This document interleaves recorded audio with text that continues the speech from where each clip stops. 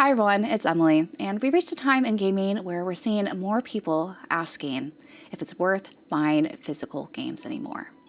And this has become quite a contentious topic online, especially with Sony's declaration that they'll be ending physical game production in the beginning of 2028, which is a much sooner deadline than I think many of us were anticipating. But there's still plenty of physical versus digital online discourse happening that I think it's worth me making this video about sharing why I think physical games still matter. I'm sure by now, if you guys have clicked on any of the discourse about physical games and the importance of ownership and choice that physical games allow, I don't need to talk your ear off about those reasons because I'm sure you've heard it by now. And those are great reasons why physical media should stick around.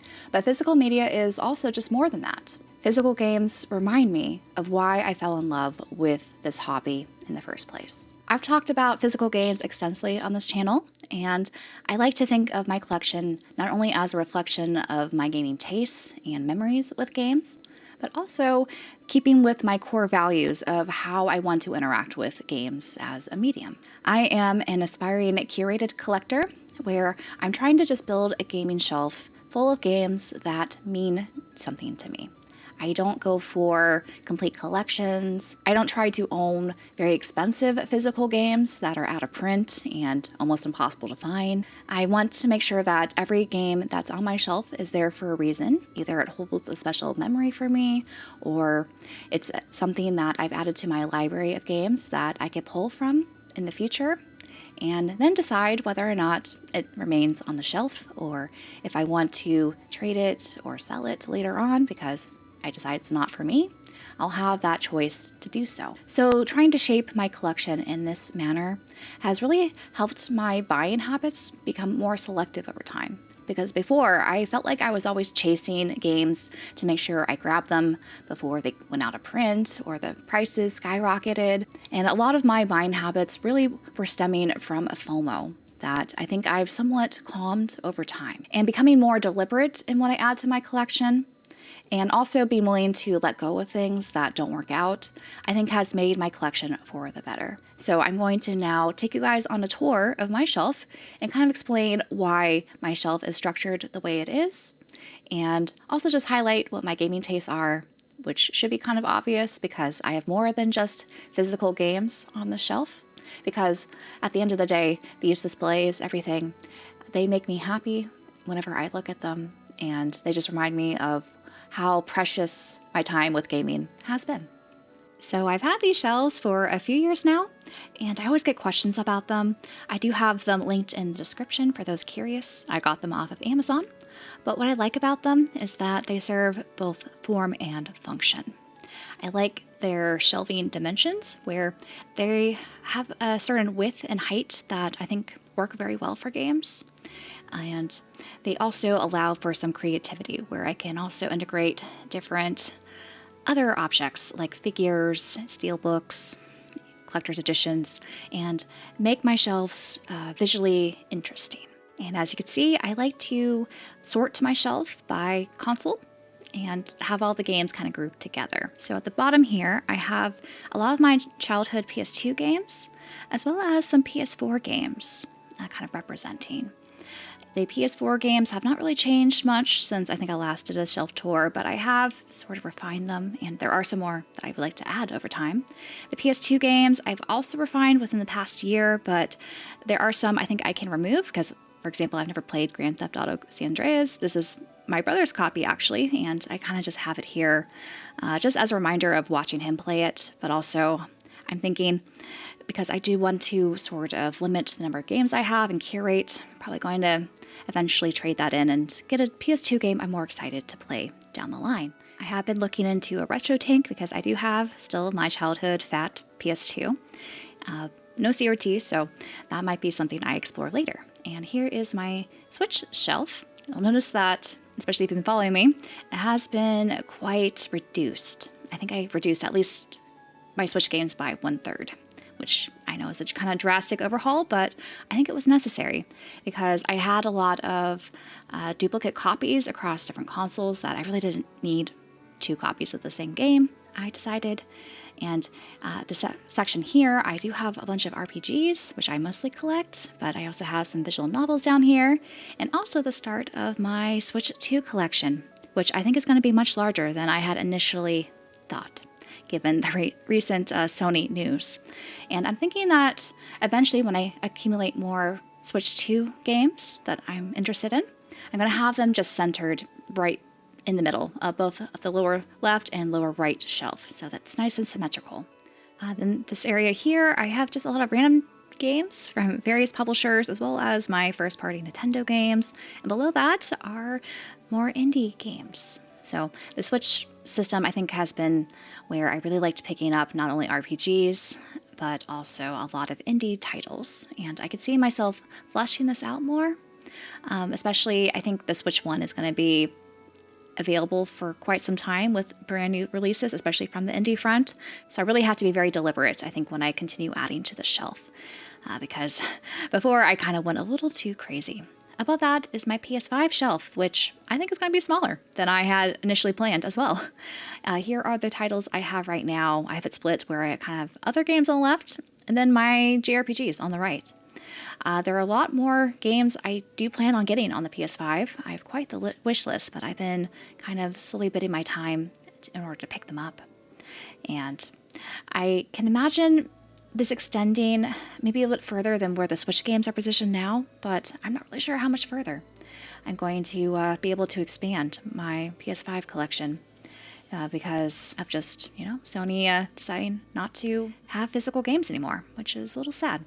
But I do want to make sure all the games I put on here are games I love. And if it's going to be a smaller section than I had initially planned, then so be it. I have all these figures I can fill the shelves up with, like my Cold Steel Knights over there from the model kits. I'll be adding a new one soon and building that, so that might have to move, or I don't know. As well as some steelbooks like my Trails in Sky First Chapter 1 and my figure of Cosmos from Xenosaga. Well, her Xenoblade 2 version. Below that is my ease area. I think this is also going to expand because this is very full. In fact, I couldn't put my Ease 9 Collector's Edition on the shelf to have both Adel and Donna's figure there, so don't be surprised in the future if I have two Ease little sections, because I love Ease and Falcom games.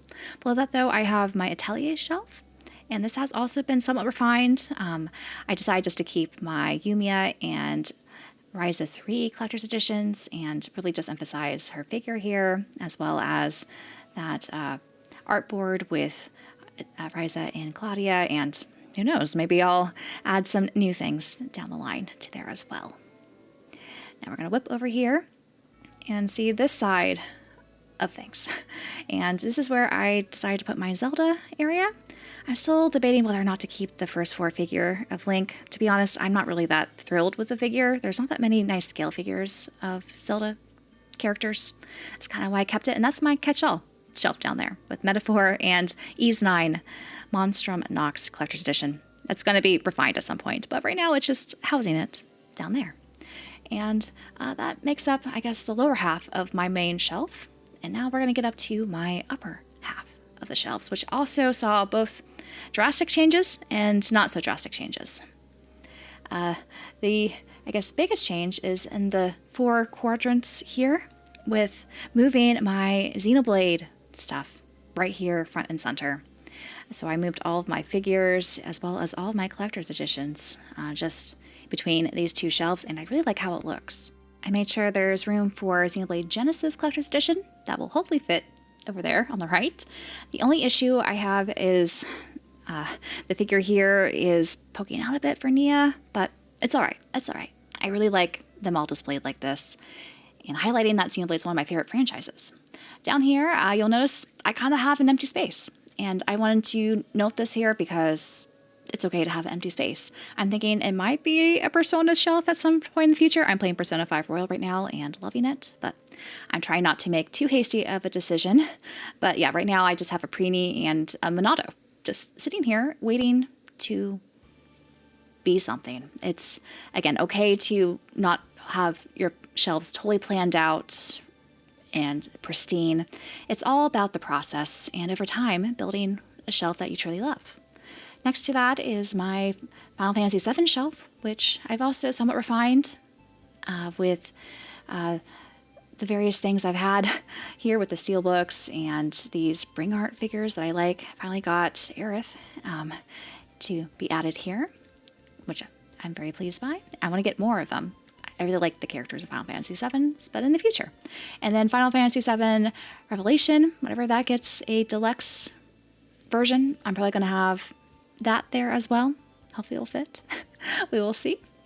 And to the right are my other figures from Trails. There are so many Trails figures coming out, so I decided to put 3 of these Kotobukiya ones up here next to the steelbooks, and I really like how it looks. Probably going to have more Trails figures symmetrically on the other side. Below that are my 3DS games, and this is another section that I have decided to kind of purge. I used to have a lot more 3DS games, but I decided just to keep with all the RPGs and Nintendo first-party games and some other games that interest me and that I actually think I will play on the system. And here is my Ciri Bishoujo figure too, to have some rep of Witcher 3. And there are all of my 3DS long boxes with my Digimon and my Pokemon figures. So they're all kind of in harmony here next to my DS collection, which is modest. And I do want to add more to these, but I've been a little hesitant buying expensive DS games at the moment. So that's a bit on hold. But for the most part, this is the right side of the shelf. Now on the left side, some changes, but not too many changes.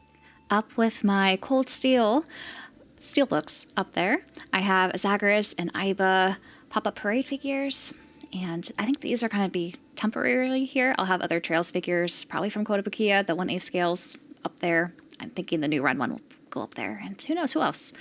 Down here are my handhelds with my Game Boy Advance and Game Boy Color and Game Boy games with the manuals. I have a whole video of how I use this T-rack to store them. My Game Boy Lego set and my Vita collection, which has, I don't think this is going to change too much, but happy to have these. And my PSP collection also hasn't changed much, but plenty of room for expansion. Now that I've kind of changed this a little bit with some steelbooks in the back and my PSP and Vita shown in the back there as well. But yeah, this is the main shelf that we're working with here. And up above are more collector's editions. And so I like having collector's editions, but I'm trying not to have too many more because they do take up space. Right now, I have them all kind of centered around this Ori stained glass collector's edition from I Am 8-Bit. And like how it's framed. Now onto this other shelf with the plushies up top. I have my Tokyo Xanadu and some other items down there, but the shelf is mostly become a Trails shelf, as you will see as I scroll down here for 3 different levels, and then Fire Emblem is sitting there at the bottom. But this is probably another huge change because I had Xenoblade originally here, and it's nice to have more room for Trails. But yes, I love my plushies. This might have to move because they are kind of dust magnets up here, I won't lie. I do have this box here, which is the t-shirt I'm wearing in this video, actually, of Link's Awakening that I got from Kyoto's Nintendo store in Japan. And I have a bunch of my anniversary standees here for Trails, as well as an Android Petites of some of the earlier characters, and just a lot of Trails memorabilia really is what's here. I do have a Xenoblade fan art book there, but that's just there because it fits. I don't know where to put it. And now Calvard is here on the right side. I'm going to have to be fitting at least two figures here. Inez is coming soon, and then Van will be arriving at some point. I don't know how I'll fit it, but I'll make it happen. And then this level is all going to be dedicated to Sky, I think. I have moved a lot of my Sky stuff on the left side, but I've made a lot of room on the right side for the Trails in the Sky second chapter collector's edition. I'll have some crossbow stuff maybe, but for the most part, it's just going to be dedicated to Sky. And this is a recent acquisition. I got this signed by my friend George Peter, who is a voice actor for one of the characters in Trails in the Sky first chapter, Colonel Richard. Very happy to have that there. And I have more Trails figures coming. Right now, there's Estelle, Ren, and Joshua, but we're going to have Atita and Chloe one soon, and who knows who else. that will probably be on this level of the shelf. And I'm sure there'll be also another pin box set. I'm going to have to figure out where to put that all. So right now that's a work in progress. Below that is my Cold Steel plus crossbow shelf with all my pin boxes and all my Cold Steel figures, basically. So I moved Crow and Reen to the left side here. All the collector's editions are in the corner there. That Sanrio standee is kind of a placeholder for the crossbow double pack that's coming out this fall. And then on the right side are just more of the Class 7 ladies. I'm probably going to have Elisa and Laura's figure on the right as well, though I don't know. I might try to balance it a little better, but more trails. And below that is Fire Emblem. Some changes have been made here, and there will be more changes once Fortune's Weave releases. But Lucina's figure right there is the new addition. And right behind Ike, I think, is where I'm going to have the Fortune's Weave Collector's Edition. Hopefully it fits there. I might have to put it sideways, but that's all right. I don't really see my figures moving at all. I did end up selling one of them to make room for Lucina, and this seems rather full when it comes to that. And Lucina's figure turned out really great, by the way, for those wondering. She's from Awakening. And yeah, that's basically Fire Emblem. And I might change it and move some of the art books or something to make room for more collector's editions down the line. But for the most part, I feel pretty content with how all these shelves have been. And so here is just another kind of brief overview of everything that has changed and evolved over the years. I'm pretty happy that, it's fun to, I think, have a collection like this that is constantly revolving around your tastes or rather my tastes. And it's very rewarding to see it change over time. So I hope you guys enjoyed seeing a little bit of an inside look of how I restructured my shelves most recently. I hope you guys enjoyed this video of me sharing my love for physical games and taking on my shelf tour of what my shelves look like at the moment. As you can see, there's plenty of room for a change. I've kind of allowed that in my restructuring of these shelves as they are right now. And I hope to also share some updates in the future if you guys are interested and share what this process continues to evolve as. But now I'm going to take the time to thank all of my channel members who help make videos like these, as well as my live streams, possible. And a big shout out to all of my Ormond Architect level members: Trin, Night Noctem, George, Just Another Joe, Dan, Scott Healy, Osman, Steven, Joe, Champagne Sherpa, Skylit Sane, I am Aki, Jonathan, and Heidi. Thank you so much for all your support. So that's it for this video today. I hope you guys enjoyed it, and let me know how your gaming setups are. Do you try to go for a curated collection, or do you have another collecting philosophies? Because I know not everyone has to collect the same way I do, and I'd love to hear what you decide to put on your shelves, if you do collect, or if you're digital only. That's also a collection in itself, especially if you have a large game library on Steam or some other marketplace. So that's it for me, and until my next video, bye everyone.